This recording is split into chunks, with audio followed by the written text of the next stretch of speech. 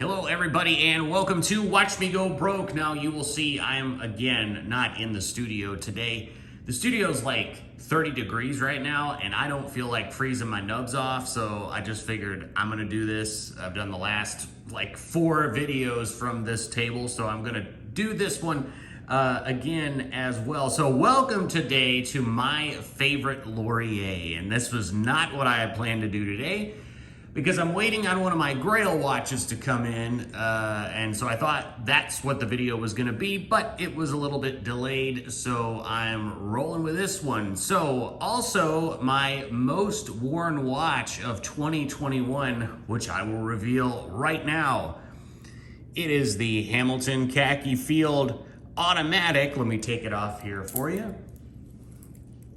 Now I've got this on an Uncle Seiko 1450 bracelet made for the Omega Speedmaster. It doesn't fit exactly right, as you can see, but I think it fits well enough. Don't really like the stock bracelet on this particular watch. It's a little bit bulky in my opinion. And this sort of adds a little bit of elegance there and a little bit of a vintage vibe. So yes, that was my most worn watch in 2021. I know I'm late, I'm a few weeks late. So basically what I'm gonna do is I'm gonna go through these 5 watches. Okay, so I'm an idiot and I left a 6th watch out of the equation there. And through the magic of editing, I have put it back in no particular order, and then in the end of the video I will reveal which one is indeed my favorite Laurier. Now I've experienced pretty much, I'd say like 99% of Laurier's catalog, save for the version 2 of the Hydra, which doesn't really appeal to me, like a super compressor design. Not really into it at this point. So I haven't had experience with that one. Of course, I haven't had experience with their new release, the Safari, their collaboration with TGV. Also, it's a good looking watch, but it's just not where I'm at right now. So I feel like I wouldn't like this one as much as the other ones. And then of course the Hydra, or the Falcon version 1, which, you know, they didn't have out for that long. But anyway, without further ado, let me just go through these briefly. So starting in no particular order, this is the Laurier Hydra version 1. This is discontinued. They discontinued it for version 2, which is a dual crown super compressor style watch. I love this watch. You can see it's a little bit scratched up there on the old crystal there. Yeah, beautiful color, beautiful distortion that this one gives. I do kind of get why this was discontinued, just because it was, I guess, directly competing with the Neptune. Same case at that time and everything. It is much heavier than all the other releases that Laurier currently has. Boy, I do need to polywatch that. Wow, that's a lot of scratches, but I don't know, you can't really see them unless you know, you're really, really looking. But beautiful, beautiful watch. The bezel action on this is excellent. It should have competed in my first annual bezel crank off, but it didn't. I think it probably would have come down between this and the Neptune Generation 3. But yeah, it's a beautiful watch. Very thick, very heavy. They all have the same bracelet, so, you know, if you're a fan of that, you're gonna love most of their line. But yep, Hydra version 1 in royal blue, great looking watch. So the second one, the PVD Gold Falcon. PVD Gold Falcon, 36 millimeters, very thin. I think it's like 11 millimeters thick or something along those lines. Drilled lugs, so you can do easy strap changes. I got this because I wanted to have a gold watch in my collection, and you know, I don't wear it as much as I thought I would. The difference between this and the stainless steel Falcon, it's a pretty big difference. This seems much, much smaller than the stainless steel Falcon for some reason, which I don't understand. But, you know, I do like it. It's just something that, you know, I'm not wearing as much as I thought I would. I'm not interested in selling it. I think it's a great piece. Yeah, it's... Boy, the cat is just making a bunch of noise over there, going crazy. Oh boy, I hope she doesn't come over here. But anyway, the Falcon, it's a beautiful watch. PVD gold, the PVD is very thick, thickly applied on here, so I think it's gonna last for quite some time. I don't have any scratches at all on the bracelet or anything like that. So, yep, 36 mil, good looking watch. And this is the Laurier Gemini. Really a wonderful, wonderful chronograph. Seagull ST1901 movement, pretty reliable column wheel chronograph. It is a 38 millimeter case, again with the acrylic. The bezel, I really like the bezel. It's bi-directional, dual time bezel, so you can track a second time zone. You have the chronograph and everything that works really well. I really like this piece. I think it does give quite a bit of a Speedmaster vibe, if I dare say that. This also comes in a variety of colorways. So there's a blue, there's a white, which I think looks really awesome. I went with the black here. I really love the red writing, Gemini down there. And of course I got fingerprints all over. Oh my goodness. Oh, it's grody. And that, my friends, is how you scratch your acrylic crystal. You should really never do this because you're gonna put little finite scratches, but I don't know what the hell I got all over this thing. Damn, is it scratched? It may be scratched. I gotta take a look at that. But anyway, the Laurier Gemini, really cool chronograph.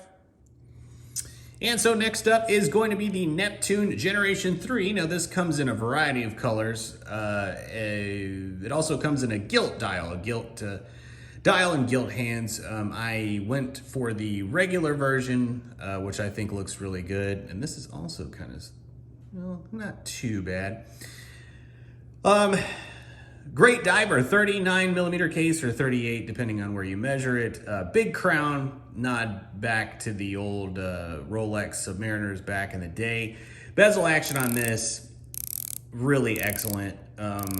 Between this and Hydra version 1, it's like the best bezel action I've ever seen. So there's no back play, nice metallic, discernible clicks, very, very solid. I also like the fact that the bezel is thinner on this version 3. It really harkens back to the Omega Seamaster, like the 1957, and even on the reissue, the 1957. It looks very, very similar, and that is one of my Grail watches. So there's one of 3 Grail watches that will be hopefully arriving today. It's not that one, but it's another one. So yeah.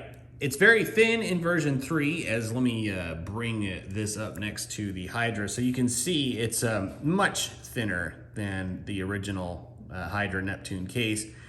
The acrylic crystal is not as prominent. They shrunk that down and they shrunk the case size down because this is powered by the Miyota 90S5, which is the no-date version of the 9015. It beats at 28,800 vibrations per hour. Yeah, all in all, really cool watch. I love the dial. I love the distortion. You know, it's kind of a shame that they did make the crystal a little smaller because look at the distortion on the Hydra there compared to this. There's still distortion, but not as much. And then there's this one here, this bad boy here, which I have not reviewed, so I don't want to go through too much about it. But this is their Hyperion, their GMT with a roulette style date wheel, bi-directional bezel, which I will say this before I get to the review. I know a lot of people have said online that their bezel was very hard to turn. I don't know if this is a change they made or I just got one that was kind of messed up, but my bezel is extremely easy to turn. There is a little bit of wobble. I don't know if that's a QC thing or if you listen.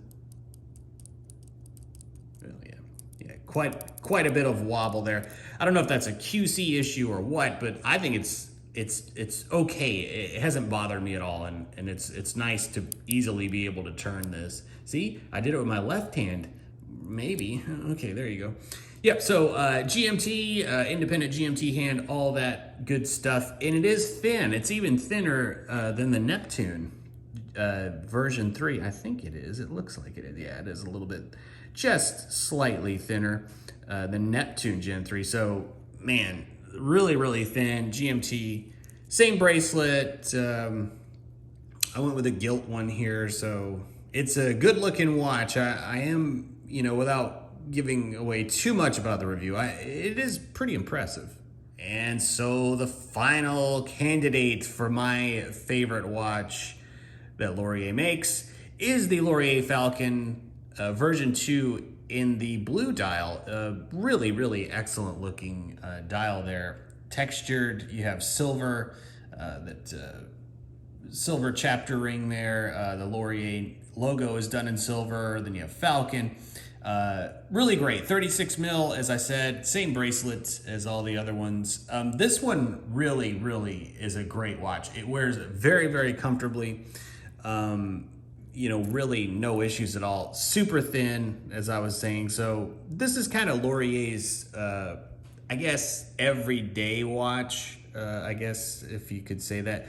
But I gotta be honest with you, and I don't want Laurier to stop making watches with Hesselite or acrylic crystals, because I think it just adds so much to the watch visually that I don't want them to stop. But I do find myself babying these watches maybe a little bit more than they're intended.